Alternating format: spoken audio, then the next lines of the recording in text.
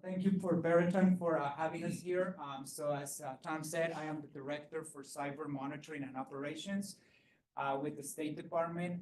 So really quick, I'm going to give you a quick overview of what CTS is, and then also what the Bureau of Diplomatic Security does for the State Department.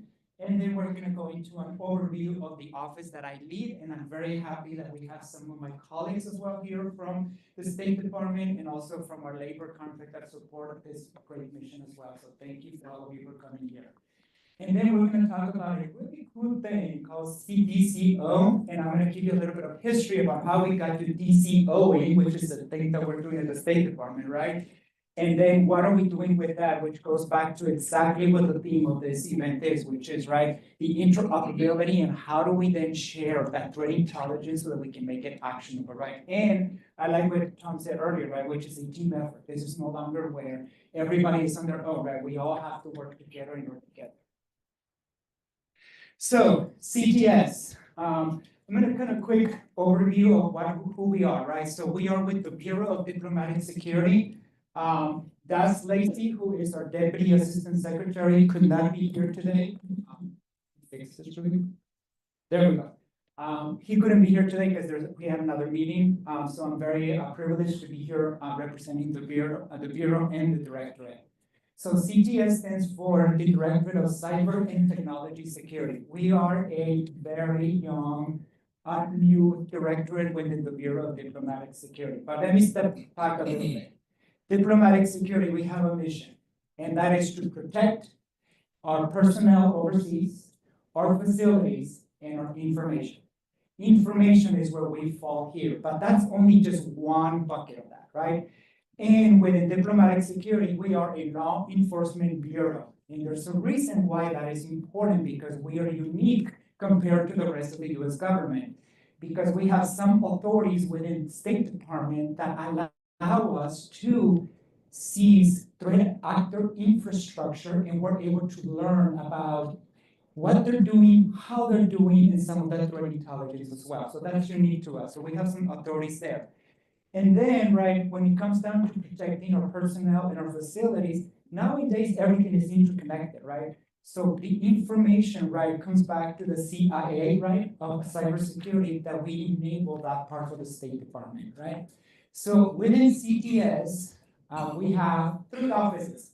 And I know they told me that I have to put this picture up there because there are leaders and I'm included there, right? But I want to step back a little bit here and say yes. So we got Dan Lacey, who is our Deputy Assistant Secretary, Ray Romano, who is the Director for Cyber Threat Investigations. That is the threat intelligence and the investigation side of our directorate.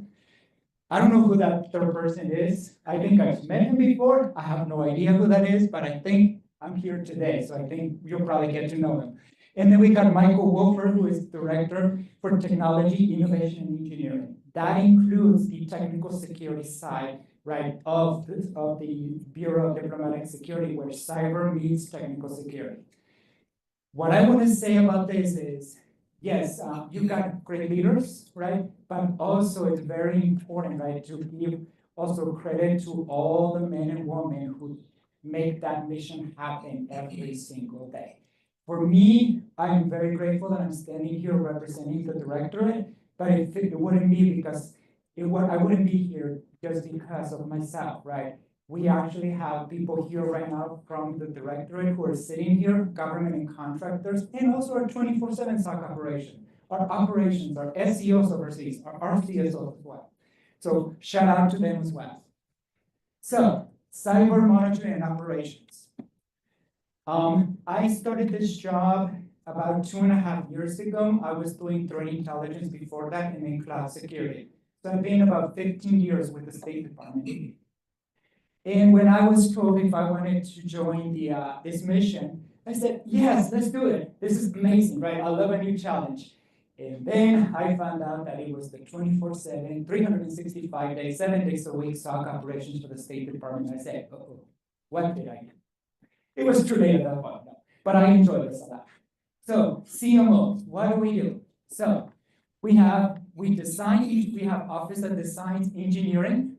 We operate our cybersecurity systems in order to protect the department and it's data from advanced persistent threats. That's a lot of language there, like, right? Probably ChatGPT. No, I did not use ChatGPT for that, I promise, all right? So in cyber, what we do is we have the SOC operations, Security Operations Center, which is called a Diplomatic Security Cyber Incident Response Team. That is a 24/7 operations. And that includes cyber incident and cyber monitoring of all of our systems that have Department of State data, domestic and overseas. So we do have a team that works around the clock, holidays and weekends as well. Then I also lead the red team exercises, our penetration testing for the State Department, our exposure management. Those are one of the divisions that I lead. The other division is called cyber operations, and I have some colleagues over in the back. Roy, you can raise your hand. He leads cyber operations, and David as well from there, and my other colleagues. And they're leading that engineering component that makes a lot of those capabilities happen. And there are some major transformations that are happening through there as we align ourselves to bring more efficiencies, the new AI word in town, right? More efficiencies, right, back in reality, right, to be able to be leaner and deliver faster, okay? And our overall mission is to empower our U.S. diplomatic mission. So, CTS as a whole, right? I mentioned there's 3 offices. So, back to interoperability, right? All of those 3 offices have a stake in this mission. They work together, and that's the beauty about this. We have right now in the audience and also listening to us, right? We got representation from our SEO community as well. We got Jose here, we also have Ryan, right? We have Scott as well. They're part of that technical security side, right? Then we also have incident handlers, right? And then we also have special agents, right? Then we also have threat intelligence analysts, right? And the IT component, the engineering side. So all of this makes, right, this amazing mission happen, in a nutshell, right? So how do we collaborate between the different offices? We got cyber threat analysis and reporting. So we develop and maintain cyber threat analysis and reporting, right? And also the cybersecurity awareness. This is key, as I mentioned, as we go through this presentation, where we're headed with DCO. And this is the part where partnerships matter, right? As we are with State Department DS and also with Paradigm working together, right, to get to that final stage. So, threat intelligence. It is important for the threat intelligence to be analyzed, but then if you do not give the right data analysis to the right person to take the right action in a way that is consumable, there's no point in doing it, right? And that's one of the areas here that the threat intelligence team is working on right now, is making that threat intelligence actionable, aligned with our enterprise, and also with the geopolitical events that the mission is handles as well. So that's critical. Then all that gets into the incident response and monitoring, because there is what we call, right, analysis at a high level, right, for maybe like our human rights officers or environmental, right, that they need to be aware of what are the cyber threats, right, against some of those mission areas. But then operating and making those threat indicators actionable is key for the SOC to be able to monitor and respond. And I keep saying this, we used to say, oh, we need to be able to protect everything. That is no longer reality. What we need to do is be able to have the right data, the right capability, right, to make sure that the teams are able to respond, react, mitigate, and recover as fast as you can, not a matter of whether or not we will get compromised or not, right?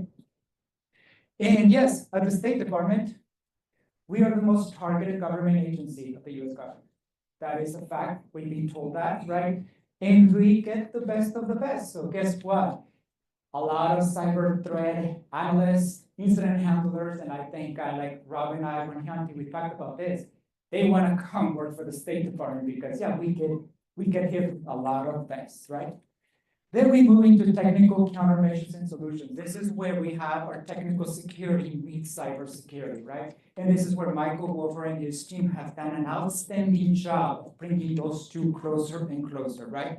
And what they're looking at is also monitoring of telecommunication resources, right? They're also working on innovative countermeasures and emerging technologies. So some of the things that they're working on is Wi-Fi, which is wireless through light, right? More secure methods to still bring the capability to our missions overseas, right? The other thing that they're working on is, yeah, if you have a Bluetooth medical device, that needs to go into a secure space. How do you mitigate that threat, right? So that you can still be able to complete that mission. And also our CSOs, which is our regional cybersecurity officers who are located regionally across the globe, they go out and we call them boots on the ground, that they help the SOC who is domestic, right, when there's any cyber threats or also any siloed networks out there that need to be mitigated. And then coordination and liaison work, right? Again, going back to where we started off, right? Teamwork. You have to be able to work with everybody. This is no longer a I sport, it's a team sport. And that means you have to collaborate with private sector, industry, other governments, our inner agency as well, and within our own bureau and within our own State Department agency as well. That is critical. And even though it sounds very easy, I'm telling you, as a technologist, we like tools. It's very techy. The people side, we're like, I think I want to talk to you. That's really weird, right? But it's something that we're getting better at, and we have to appreciate, right, all the work that Paratime is helping us getting there. If I'm ready to. No, you're good. You're good? Okay. I like to. You have 30 minutes. Okay, good. You have a lot of time. I have a lot of time. Okay, well, if that's the case, then let me sit down for a little bit now. All right, there you go. Now we're awake over there. Okay. So cyber operations is one of the divisions that I mentioned, right? So cyber operation, what they do, right, is they research, they evaluate, and we have engineers, security technology products and solutions for safeguarding, monitoring, assessing, investigating our security IT assets. As I like to say, with Rob Eichenberg, who leads MERD, which is the Monitoring Incident Response Division, and Roy leads Cyber Operations. CO, what they do is they make all the engineering, all the capability happen for MERD to do what they do, and not just for that division, but for the entire directorate. So, some of the areas that they're responsible for, they have the cyber protection program. We are responsible for doing vulnerability scan across the entire enterprise, asterisks where we have visibility. And I have to put that out there, right? Because we're always working with diplomatic technology to make sure we have the visibility that we need. Operations and maintenance, you need to have a team that makes sure that those tools are up and running and operational, right? And they're 24/7, the same way as our SOC. Those two work close together. System assurance, right? And then also engineering and architecture. Under engineering and architecture, that is an area that we're having to put a lot of focus on right now so that we can be able to deliver our solutions faster, right, in order to meet the demands of cyber threats and technology, which is moving very, very fast. Then we move to MERD, Monitoring and Incident Response Division. This is led by Rob Eichenberg, who is our other division chief. And what MERD does is we monitor and audit information systems. So we are the Enterprise Security Operations Center for the State Department, right? So that means that every system that houses Department of State data, we monitor it and then we respond to incidents, right? Again, where we have visibility. We detect malicious and anomalous activity. We warn and alert of possible unauthorized access. Keyword, we warn and alert. Why? Because again, the people side, you have to work with the system owners, right? You have to figure out also in making sure that the mission does not fail, right? Because it's easy if you see an alert, you're like, oh, let's quarantine the device and done. Well, what if that machine or device is critical to the life and safety of personnel at a U.S. embassy? We cannot do that, right? That's why we have to have a risk-based decision. And then we maintain also our significant cyber incident response plan. The team is very proud of this framework. And what we have done is a framework when the resources that we have within the SOC for our day-to-day incident response is not meeting the requirements of the incident, then that's when we declare a significant cyber incident, and then that's when we activate a task force. The team has done a fantastic job of updating this framework from when we first started. And it has matured along the way throughout the different incidents. And that's sadly right, we have learned through different methods. I wish that I could say that we have learned because we haven't had incidents, but it's the reality. And what this framework has given us is we are now to the point where we can bring in special agents if we need to. We bring our technical security officers, we bring our RCSOs, we bring our diplomatic technology and other parts as well of the State Department, such as like our chief data office as well. And that helps us for them to do like an impact assessment of what happened as well. So this has been a journey that Rob and team have led that has definitely provided a lot of good input and then also has transformed the way we respond to incidents. So those were the two divisions that I did. Then let's go ahead and start with DCO. So a little bit of history here. We started, I believe, with D2CD, right? Don't laugh, Rob. It's okay, I'm gonna behave. D2CD, right? And then from there we went to DCA, I believe. And then we figured out, yeah, I don't think that's a good thing because I had people ask me, are you into airports now? It's like, no, we're not. So then we ended up with DCO, which is Defensive Cyber Operations. And what this is what we call our strategic alignment, all right? It is our North Star that we're driving towards. And what we're doing with this is modernizing our cyber defense capabilities. Because today, there is no way, the way we are today, that is sustainable for how fast technology and threats are moving. We have to rethink how we do things, especially with AI, right? And then we're aligning to the Department of State's mission. This has been an ongoing effort that continues and will continue as well to evolve as time goes by, right? But I think it's an important cooperation here that I wanted to emphasize between CTS and also Paradigm as we move forward with this vision. So what is our objective? To reduce operational cybersecurity risk. Reduce is the keyword. We're not going to be able to get rid of it, but we want to reduce it as much as we can, right? Because, again, aligning to the mission of the State Department and government as a whole, right? Because we are that foreign affairs entity of the U.S. government. Some of the key components that DCO brings, right, is automation. How many of you heard of automation before? If not everybody raises their hand, then we're gonna have a really, really big problem. Okay, good. I think we need more coffee, Rob. Then, advanced analytics. How many of you heard of analytics? Okay, we're getting better at this, okay. And then, guess what? If you have analytics, but you don't know how to visualize it, well, how can you take action on it, right? So that means we're visualizing some of this as well.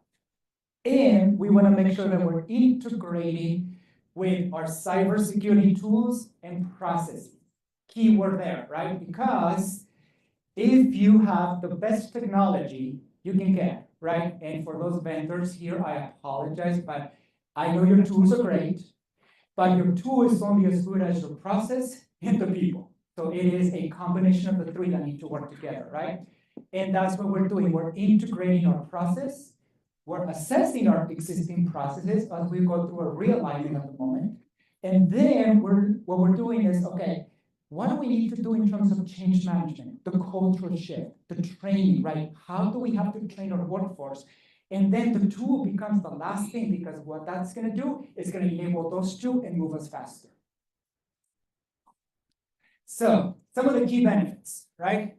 Enhanced threat detection and response. That's key right now, right? Because one of the key areas, and I'll really quick tell you a story. When I first came into DS, I came into the cyber threat analysis division. And I was taken into a room that was classified, and they gave me a threat report. It was great. And my question to them was, what are we doing with it? They're like, oh, well, it's just for you to read. It's like, no. It's like, do people know about this threat? It's like, oh no, we send them to so-and-so. It's like, yeah, but you're sending it to the wrong person. And that's why people are not aware of what the threats are. And therefore, without knowing what the threats are, how can you pivot your responses and your processes and your training and the tools that you use to combat those threats? And that's what we're doing, right? And I think the world is beginning to get there, right? So it all comes back from cyber threats, that's your nuclear, and that tells you where you need to shift. And then improving the operational efficiency. This is where it is important, right? And one of the things that we're working right now in CMO is thinking like a business. And yes, I mentioned business in a government organization. It is, yes. Return on investment, trust me. We have been working on contract validation for the past 3 weeks, and one of the questions has been, what is your ROI? The good thing about us is that we started this journey months ago, right? Because even though we're a non-for-profit government agency, you still need to show value in everything that you do because we owe that to the taxpayers, right? And what we're doing is, how do we improve efficiencies on the operations that we do, right? To make sure that we have a clear delineation and understanding of what the return on investment is. For us, it's not money, but it's how we enable the mission. How do we get the analysts, right, to be able to triage those alerts, false positives, in a faster way through automation so that they can focus on more of those in-depth alerts that require analysis. That is a win right there, because that's making the State Department safer. That is now making the technology that a consular officer uses to communicate with a US citizen who is abroad and needs help, so that way we can assist that. And that is the primary service of what the State Department does, right? And then, as I mentioned, reduce false positives, right? Because right now we're spending a lot of time on manually going through false positives, and that's an area where we can definitely have a huge return, again, if we bring the people, the process, and the technology together. And then enriching our information. We're doing a lot of work here where we are ingesting a lot of data. How many of you are familiar with M2131? Don't be shy, it's okay. I don't like it either. Okay? Yeah, so M2131 is the kitchen sink of logs, right? Now, I also understand, right, that leadership had to do something about this, right? Because they were beginning to see a lot of the cyber threat landscape changing. Things are moving more into cyber, right? Because we are interconnected. So therefore, right, it's like, okay, well, we need to do something. And what they're working on now is refining M2131 to meet the needs of the agencies in terms of what logs are needed, right? Which goes back to, how do we enrich the information that we get, right? So we can make better decisions. Where I would like to get to, and this I think is shared by our leadership in diplomatic security, is when you got the threats, risks from technical security, from physical security, and from cybersecurity aligned to the mission. At that point, you have a comprehensive outlook of what that security risk looks like. That is not just cyber. It's all three, okay? And I think I got the AI talking to me. So, this image right here, okay, has a lot of history, in a good way, okay? Because it's what I call, we started working through, hey, we're ingesting a lot of data, but then what data do we have? And what this led to was a change in business culture in the office of how we interpret what we have. And I'm not gonna lie to you, was it difficult? Yes. Was it a new journey for some? Yes. Was it a change? Absolutely. Were some people upset with me? Absolutely. Was I wrong? Absolutely. But we were all learning together. And what that led to was to understand all the different logs that we were ingesting, and to get to that dashboard, which I can tell you, you're looking at it like, well, it's a bunch of color-coded numbers and some logs. It's like, okay, big deal. I can tell you that was transformational.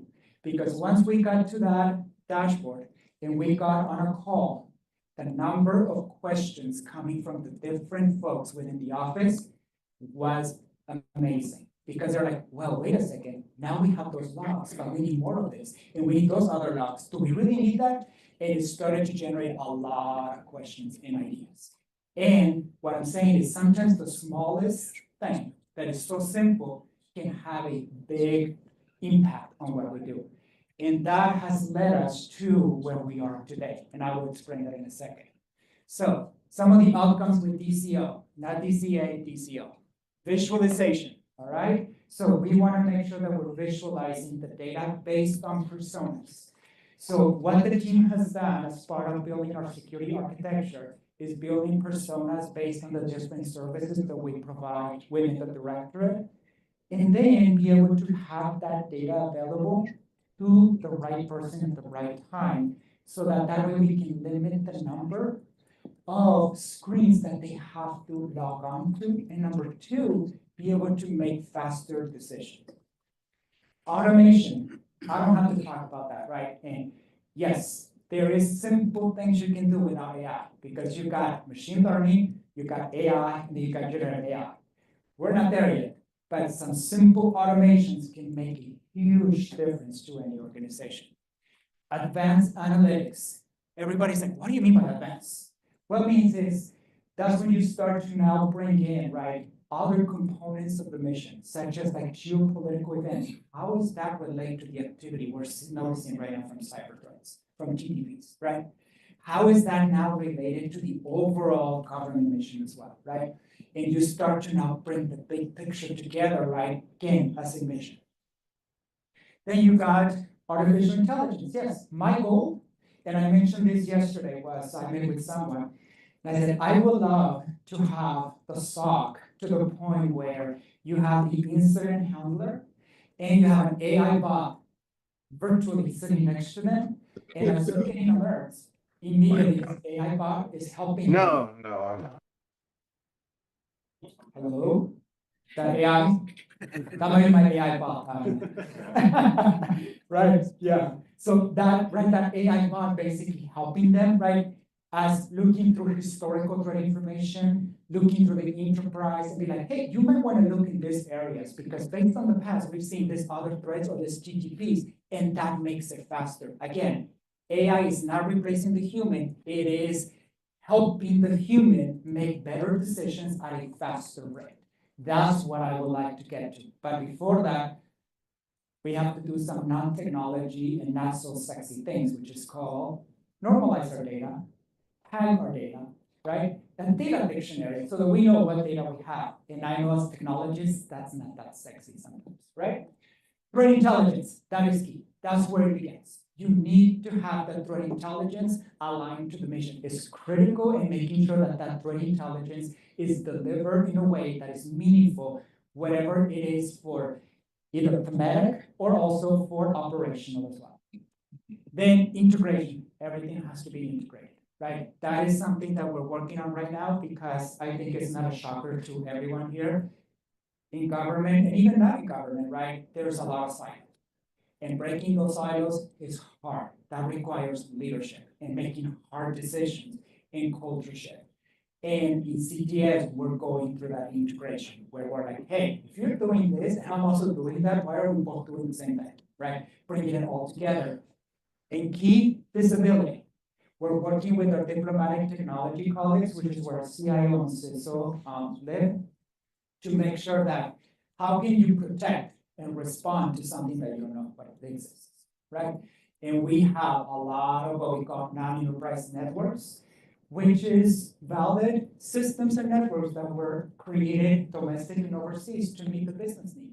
And what we need to do now is we're working to make sure we get visibility into all of those systems, as well as we move more to the cloud. We're building relationships with our cloud service providers because you have to. There's just no way that you can go at this alone. So, modernizing our approach. Again, I talked to some of those already, right? The biggest thing that I want to mention here is that there is what we call a continuous monitoring cycle for cyber security, right? What I would like to get to, and we're getting there, is a continuous evolving operational model for our work that we do. So that means that it never stops evolving, and it starts with emerging technologies, mission, emerging technologies, cyber threat, and then that starts to change and pivot where we have to go. And it has to be a continuous effort. Now, we have to get creative because the way procurement works, no one. The way the budget process works, even no one, right? So we have to get creative to find that agility, that sweet spot that will definitely help us to get there. And we're getting there. It's just difficult, right, to kind of find that path as we move forward. So this is the new architecture model that we're moving into, that we're adopting, which is the CSMA, which is by Gartner, the mesh architecture, right? I'm gonna mention something that is probably gonna shock some people, right? But the days of the SIM are gone. I mean, that's gone, right? Going into mesh architecture is pretty much bringing all the integration of the different data that you need, right, together, right, through APIs or interconnectivity, right? And we are so used to saying, well, we have a SIM. That slowly is fading away, right? Because you have so many data points coming from different ways. And that includes a huge part of adopting an architecture like this, includes making sure that you got the right people from the directorate, right? You got governance, because you have to make sure that you obey to standards, to guidelines, to the law, you have to.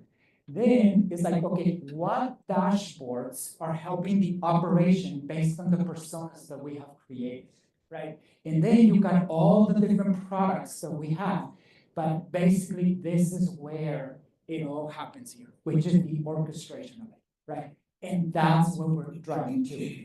On this side, you got CMO, CO, right? So I mentioned cyber operations. You also have policy. You got data analytics, you got threat intelligence, you got special agents, but it's bringing the whole enchilada together, right? You're not gonna eat this enchilada at once, but right, so that you can make it operational.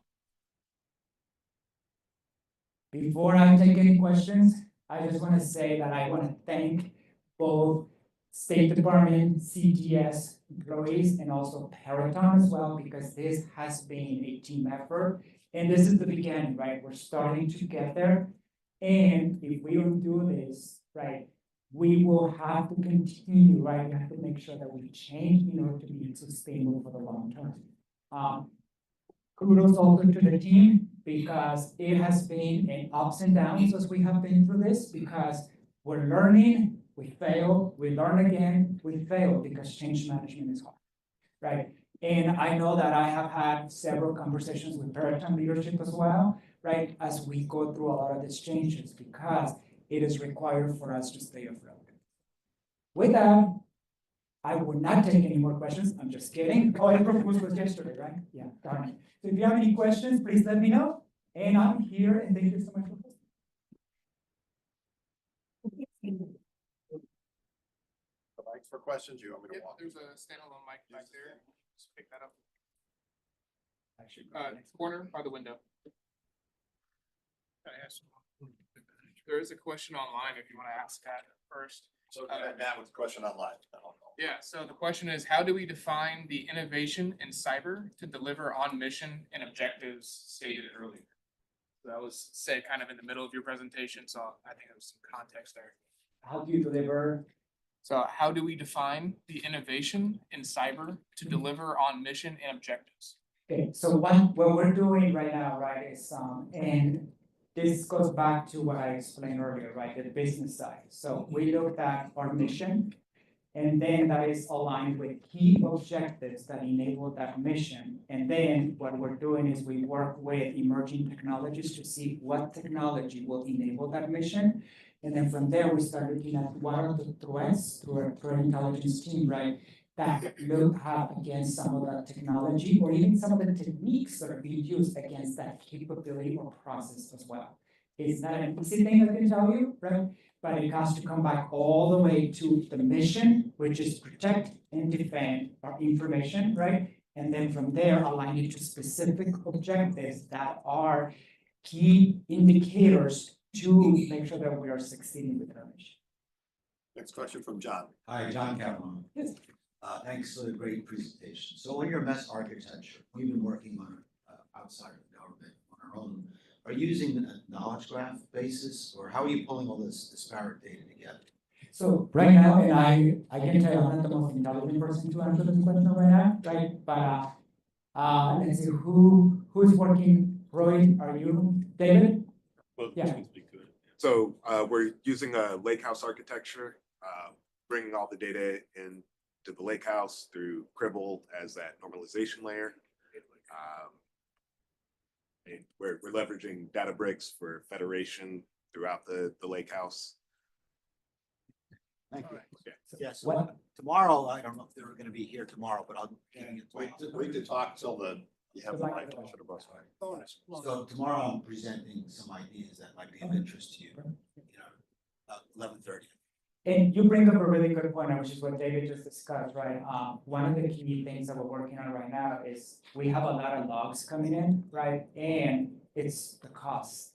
It's crazy, right? So what we're doing right now is the teams are looking at what logs do you need, right? To perform those mission sets.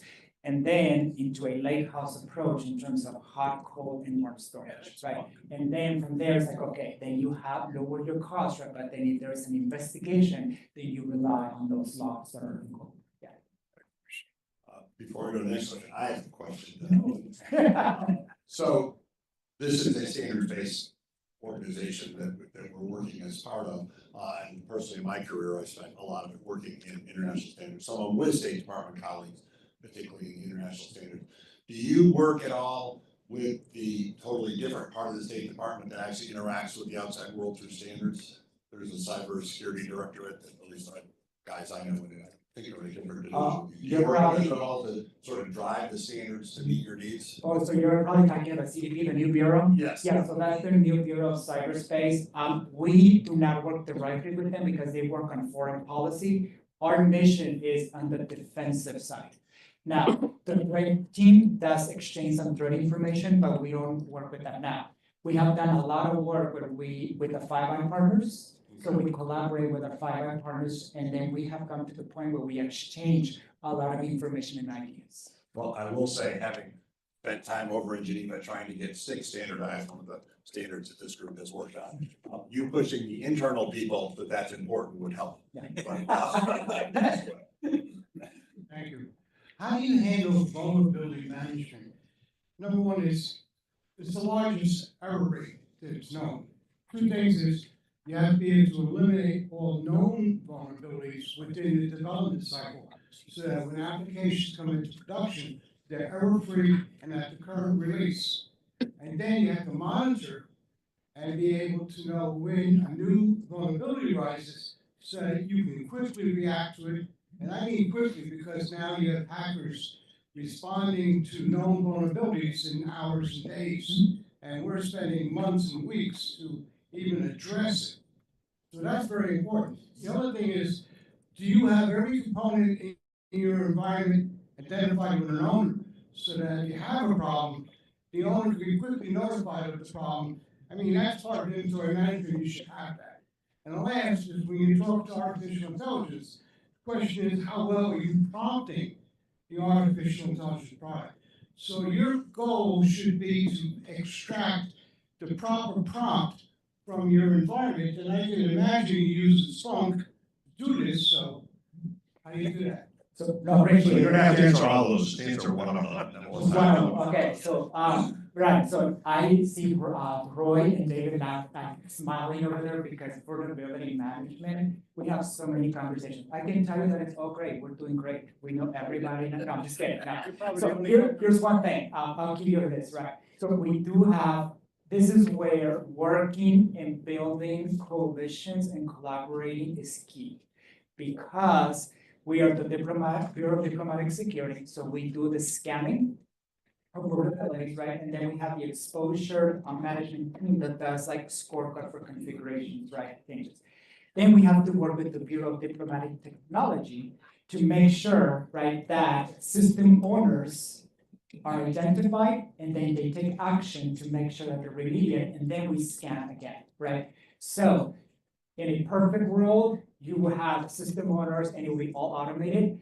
Right now, the teams, right, we're doing a lot of work, and we have gotten better at making sure that we establish processes and automation across the two bureaus to get there. I can tell you today that, do we know every system owner? No. But do we know everything that is out there to scan? Absolutely not, but we're doing the best that we can with our tools to make sure that we're scanning. And yes, the team, Roy's team right now, and Roy, you can chime in if you want as well. Roy's team right now, right, is we're trying to get lower and lower on how often we scan our entire enterprise, because 0 days are definitely becoming a major threat. Roy, do you want to add anything to that? We have time for one more quick question and quick answer because we're tight on time. Good morning, Jeff Burlett, Paraton. Thank you for your comments today. Could you talk to us about the importance and maybe give an example of good cooperation across federal government, the Department of Defense, intelligence community around cyber innovation? And how important is that to you? And maybe focus that on zero trust architecture work going on in DoD. Yes, so I'm gonna be very honest about zero trust. And I know Sarah Mosley is with us and helps us on zero trust, but zero trust is like the new AI, right? I mean, we have talked about zero trust for I don't know how many years, right? And it's very simple. I was doing zero trust 10 years ago, right? So it's nothing new, but then we make it more difficult than it is. So now that I vented a little bit there, okay. So what we're doing, so one key thing that I would tell you, right, is that I have made an effort, and we're making an effort across the office to make sure that we get out there and we start to collaborate more with the interagency, and that includes the defense department as well, and the private sector as well, right? Because I think in the past, we used to just be over government, we cannot talk to anyone else, and we're just always behind. No, that's gone, right? So we're doing that. In terms of zero trust, in my organization with the we don't own our zero trust implementation, that is with the system. But everything that we're doing right now, when you saw the security architecture, it is all, the architecture is being built for engineering and internal operations with zero trust framework in place as well. We're not there completely. That's one of the reasons why we're doing a major modernization effort right now, to move a lot of our existing legacy to the cloud so that we can definitely have better protection, because segmentation is key for me, especially where we save all of our logs. One thing about zero trust that I can tell you is my perspective, right, on zero trust is that I think you don't have to eat the whole elephant at once. You have to take it one piece at a time. And if you think about it, probably do an inventory of what you are already doing, because you'll be surprised of already the existing capabilities that actually have zero trust controls in place that we just don't know. But instead, we're looking at the big picture as a whole, right? And that can be overwhelming as well. But we're working with the defense as well, and that's why I come out and I welcome when I speak, right? Because I get to interact with different parts of the organization to learn more about it. Thank you. Yeah.